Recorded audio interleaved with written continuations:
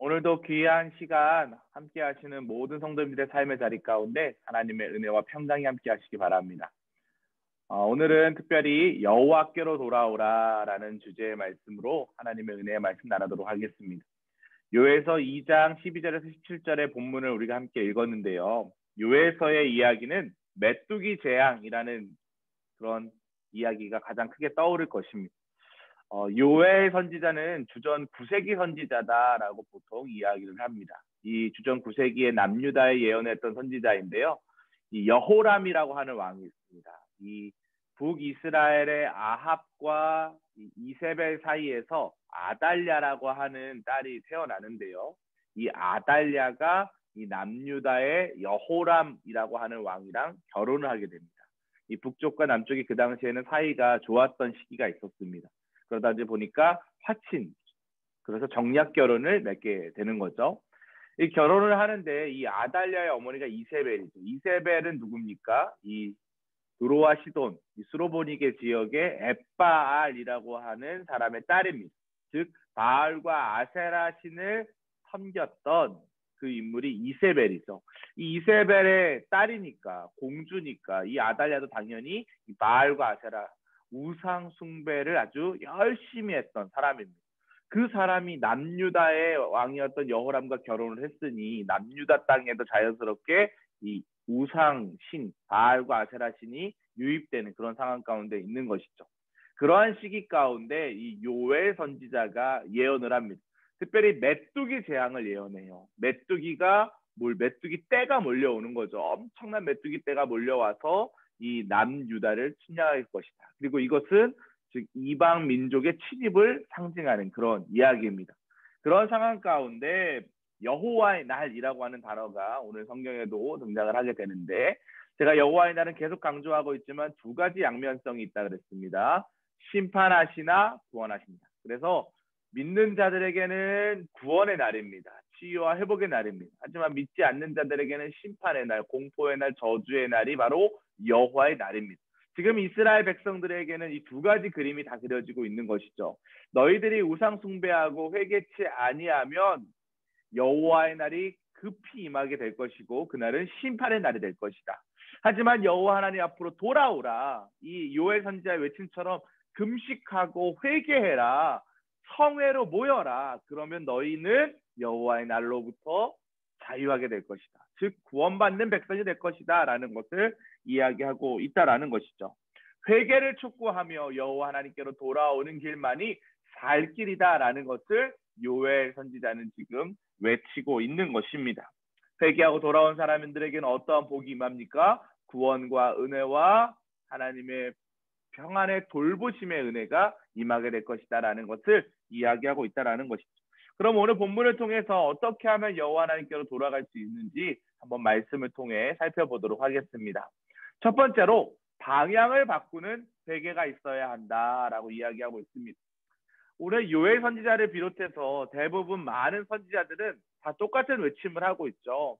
너희들 죄의 상황에서부터, 우상 숭배의 상황에서부터, 간음과 타락과 향락과 탐욕의 상황으로부터 돌이켜라, 회개해라, 여호와께로 돌아오라 라는 외침을 합니다. 이 선지자들의 외침은 곧 하나님의 초대의 상황이라는 거예요.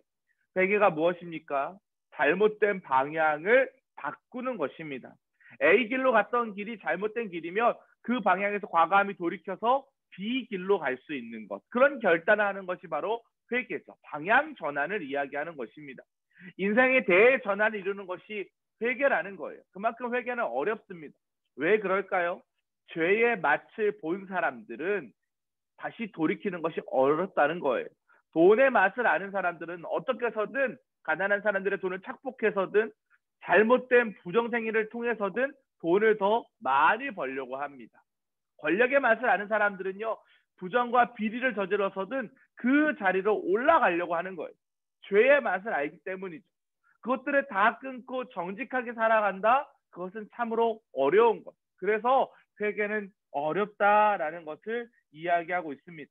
하지만 이러한 대전환이 일어나면 어떻게 됩니까? 오늘 말씀해 보니까 방향이 바뀌면 인생이 바뀐다라는 거예요. 은혜롭고 자비하시며 오래 참으시고 한결같은 하나님의 사랑 안으로 들어올 수 있다라는 것입니다. 예전에는 세상 것들이 전부라고 느껴졌는데 그 모든 것들이 다 부정하다, 아니었구나라는 것을 깨닫게 되면서, 의미 없다라는 것을 깨닫게 되면서 다시금 하나님의 은혜 안에 들어오며 평안한 삶을 살아갈 수 있도록 하나님이 그의 길을 인도하신다라는 것이죠. 그렇기 때문에 방향이 바뀌면 그의 인생이 완전히 달라진다라는 것입니다. 사랑하는 성도 여러분, 우리가 죄 가운데 얼마든지 노출될 수 있습니다. 또 세상과 하나님 사이에 양다리 걸칠 수 있어요. 왜냐하면 우리는 연약한 인간이기 때문에 그렇죠. 그렇기 때문에 오늘도 말씀을 통해서 하나님 우리에게 주시는 교훈은 무엇입니까? 방향을 바꾸는 회개의 영이 있어야 한다라는 거예요. 2021년 우리 안양교회의 표어는 여호와께로 돌아가자입니다. 우리가 여호와께로 돌아가는 것을 모르는 사람들이 아니죠. 그렇지만 계속 강조하는 것입니다. 진리는 계속 강조하고 반복하는 거예요. 여호와 하나님께로 돌아갈 수 있는 방법이 무엇입니까? 있는 삶의 자리에서, 죄악된 삶의 자리에서, 죄 덩어리의 모습에서 회개해서 완전한 방향 전환을 이루어서 하나님의 신실한 뜻으로 나아가는 것을 이야기하는 것입니다.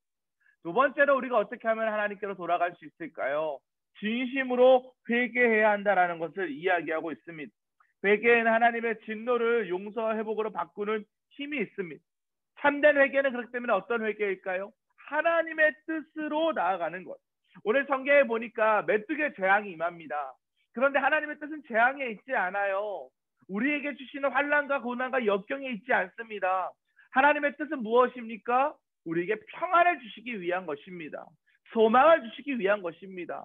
오늘 성경에서는 복을 주시기 위한 것이다라고 기록되어 있죠. 재앙이 아니라 은혜와 복을 주시기 위해서 하나님은 우리의 삶의 자리 가운데 회개하여 돌이키기를 원하신다라는 거예요. 오늘 말씀 13절 말씀에 보니까 이렇게 기록되어 있습니다. 너희는 옷을 찢지 말고 마음을 찢고 너희 하나님 여호와께로 돌아올지어다. 옷을 찢지 말고 마음을 찢어라 라고 이야기해요. 행위가 아니라 마음의 중심이 더 중요하다라는 거예요. 마음의 진정성을 보여달라라고 하나님은 이야기하는 것이죠. 진심 어린 회개를 이야기하는 것입니다. 그렇기 때문에 참된 회개는 마음을 감찰하시는 하나님께 자신의 진심을 드러내는 것이 바로 참된 회개다라고 이야기하는 것입니다. 이스라엘 백성들이 죄를 지을 때마다 어떤 일을 했습니까? 제사를 드려요. 제사를 할 때 번제를 드릴 때의 상황들을 생각해 보면 이 안수를 한 이후에 동물을 잡습니다. 그리고 나서 각을 다 뜨죠. 각을 다 뜬 다음에 제단 위에 그 각 뜬 동물을 다 펼쳐서 올려놓습니다. 그게 뭘 얘기하는 거예요? 마음을 찢는 제사의 행위를 상징화시킨 이야기입니다. 우리가 마음을 찢는다라는 건 우리의 낱낱이 들어있는 죄의 속성들을 다 고스란히 있는 그대로 다 펼쳐내어 보인다는 거예요. 하나님 앞에 내가 숨길 게 없습니다. 주님은 내 모든 상황들을 다 아시지 않습니까? 내가 마음을 주님께 드립니다. 다 하나하나 펼쳐놓습니다. 내 안에 이러한 죄성들이 있습니다. 이러한 불의가 있습니다. 이러한 투기가 있습니다. 이러한 이간질이 있습니다. 이러한 염려가 있습니다. 그 모든 것들을 다 펼쳐놓고 하나님 앞에 자신의 진심을 드리는 거예요. 참된 회개는 하나님이 내 마음을 다 감찰하신다라는 것을 인정하는 것에서부터 시작이 된다라는 것이죠. 사랑하는 성도 여러분, 하나님은요 우리의 머리털까지 다 아시는 분이에요. 우리의 머리털까지 다 아시는 분이 우리의 마음에 있는 그 심각한 모든 것들을 다 모르시겠습니까? 주님이 모르는 것이 없습니다. 있는 그대로 우리는 다 드러내야 한다라는 것이죠. 진심을 들여 회개해야 한다라는 거예요. 그리고 나서 하나님께로 돌이키면 하나님께서는 메뚜기 때의 재앙을 거두시고 우리의 삶의 모든 상황을 역전시키셔서 하나님의 은혜의 마음으로 용서해 주시는 하나님이신 줄 기억하시기 바랍니다. 진심으로 회개하는 믿음이 그만큼 너무나도 중요하다라는 것. 세 번째로 여호와께로 돌아가려면 어떻게 해야 할까요? 우리가 돌이키는 마음을 가지고 나 혼자만의 삶의 자리가 아니라 성회로 모여야 한다라는 것. 우리 개개인의 삶의 자리 가운데 하나님의 은혜가 충만합니다. 교회는 어떤 곳입니까? 구별된 백성들이 모이는 장소죠. 하나님 앞에 회개하고 돌이키고 은혜를 사모하는 사람 나 한 사람이 성전 안으로 모이고 또 모이고 또 모이고 또 모이면 그것이 어떻게 됩니까? 공동체가 된다라는 거예요. 오늘 말씀이 그것을 이야기하고 있습니다. 하나님께 온전한 예배를 드리기 위해서는 내 자신, 나 자신이 먼저 하나님 앞에 참된 예배자가 되어야 한다라는 것이죠. 다른 예배를 드리는 사람이 되어야 한다라는 거예요. 오늘 요엘 선지자는 15절 말씀에 보니까 이렇게 기록되어 있죠. 너희는 시온에서 나팔을 불어 거룩한 금식일을 정하고 성회로 소집해라. 성회를 소집하라 라고 이야기하고 있어요. 하나님의 백성들을 모으라는 거예요. 하나님의 백성들이 모여서 뭘 할까요? 예배 드리는 거죠. 하나님께 참된 예배를 드리는 거예요. 성도의 모임은요, 어떤 모임입니까? 거룩한 모임입니다. 구별된 모임입니다. 정결한 모임이죠. 성도의 모임을 통하여 거룩한 사람들이 모였을 때 함께 하나님께 예배하는 것입니다. 그것이 우리가 이 교회가 존립하는 저는 이유라고 생각해요. 코로나19의 상황이 되었습니다. 또 이 상황이 조금 어려운 상황이 되었어요. 이번 주까지 주일에 우리가 성전에 모여서 예배를 하겠지만 또 2주간은 각자의 삶의 자리에서 예배해야 합니다. 사랑하는 성도 여러분, 기억합시다. 우리의 몸은 모일 수 없지만 우리의 마음은 함께 있음을 기억합시다. 특별히 속회원들을 위하여 중보합시다. 우리 속자님들의 사명이 무엇일까요? 나 혼자 예배 드리는 것도 중요하지만 속회원들이 한마음 한뜻으로 하나님의 성전을 사모하며 예배하고 있는지, 온라인으로 예배할 때도 마음을 다하여 예배하고 있는지를 면밀히 살피는 것이 우리 속회들이 모여있는 이유입니다. 속회원들은 속장님을 위해서 기도합시다. 속장님들도 연약한 인간입니다. 때문에 때때로 힘들 수도 있고요, 어려울 수도 있고요, 환난과 역경과 고난의 상황 가운데 놓여 있을 수도 있습니다. 서로가 서로를 위하여 중보하는 공동체가 될 때 성도의 모임은 거룩해지고 그 거룩한 힘을 통하여 하나님의 나라는 온전히 세워질 것입니다. 우리는 어쩌면 이제 코로나19 이전의 상황으로 돌아갈 수 없을지도 모릅니다. 예전처럼 마음껏 모여서 성전에 올라 예배할 수 있는 상황이 다시 열리면 좋겠지만 그렇지 않을 수도 있습니다. 하지만 이러한 상황이 되면서 우리 안에 주신 은혜가 무엇입니까? 교회 안에 주신 은혜가 무엇입니까? 유튜브를 통해서, 온라인을 통해서 우리가 더 하나님을 예배할 수 있는 빈도수가 높아졌다라는 것입니다. 언제든지 하나님을 예배할 수 있다라는 거예요. 안 되는 일에 집중하는 것이 아니라 되는 일을 통해서 더 하나님과 깊이 있게 교제하는, 여호와께로 돌아가는 그런 신실한 모든 성도님들 되시기를 주님의 이름으로 간절히 축복합니다. 여호와께로 돌아가야 살 수 있습니다. 코로나19의 상황 가운데 많은 상황이 변했습니다. 뉴노멀, 새로운 일상이 시작되었습니다. 그렇지만 이럴 때일수록 우리가 잊지 말아야 하는 것은 우리 개개인의 삶의 자리, 예배의 자리가 되어야 한다는 거예요. 여러분의 가정이 기도의 골방이 되어야 한다는 것입니다. 교회에 모여서 예배할 때는 교회에서 하라는 대로만 해도 어느 정도 신앙이 유지가 되었지만 이제는 교회에 모일 수 없는 또 2주간의 상황을 우리가 직면한 상황 가운데 우리가 있는 삶의 자리에서 우리 스스로의 신앙을 세워가야 할 때일 줄 믿습니다. 여러분, 여러분의 삶의 자리에서 여호와께로 돌아가시기를 축복합니다. 날마다 성경을 읽으시고 날마다 기도하면서 하나님의 은혜를 사모하는 신실한 그리스도 되시기를 주님의 이름으로 간절히 축복합니다. 저도 있는 자리에서 여러분들을 위해서 기도하도록 하겠습니다. 우리가 서로 기도의 연결고리를 통하여 하나님의 뜻을 함께 구할 때 이 코로나19의 상황이 지나고 나면 모든 것이 하나님의 은혜였다라는 믿음의 고백을 하게 될 줄 믿습니다. 사랑하는 모든 성도님들의 삶의 자리 가운데 이럴 때일수록 마음의 성전, 마음의 옷을 찢음으로 말미암아 은혜 안에서 더욱더 풍성한 하나님의 사랑을 경험하시는 모든 성도님들 되시기를 주님의 이름으로 간절히 축복합니다. 잠시 기도하시겠습니다. 하나님 감사합니다. 우리의 삶의 자리 가운데 개인의 성화를 통하여 하나님 한 사람 한 사람의 예배자들이 모여있을 때 그것은 사회의 성화로 변해집니다.